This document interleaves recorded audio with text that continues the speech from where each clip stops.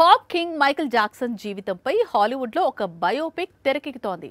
ఆ సంగతి పక్కన పెడితే ఇండియాలోనూ మైకేల్ జాక్సన్పై బయోపిక్ తెరకెక్కుతోందా? ఆ బయోపిక్లో ఇండియన్ మైకేల్ జాక్సన్ హీరోగా నటిస్తున్నాడా?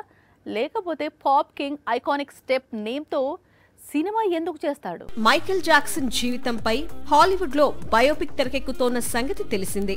ఇప్పటికే చిత్రీకరణ పూర్తయింది. వచ్చే ఏడాది మైఖేల్ పేరుతో ఈ బయోపిక్ ప్రేక్షకుల ముందుకు రానుంది. పాప్ కింగ్ పాత్రను అతని రిలేటివ్ జాఫర్ జాక్సన్ పోషిస్తున్నాడు. ఇండియాలోనూ మైకేల్ పై ఒక బయోపిక్ తెరకెక్కుతోందా అంటే ఏమైనా జరగొచ్చు అంటున్నాడు ఇండియన్ మైకేల్ జాక్సన్ ప్రభుదేవ.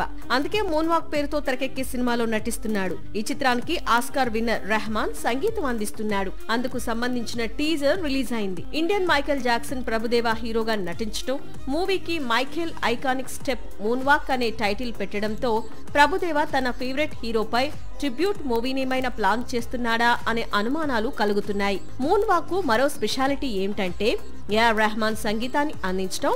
దాదాపు 25 సంవత్సరాల తర్వాత రిపీట్ అవుతున్న కాంబినేషన్ ఇది. మొత్తంగా మూన్ వాక్ ప్రాజెక్ట్ సెట్స్ పై ఉండగానే సెన్సేషన్ సృష్టిస్తోంది.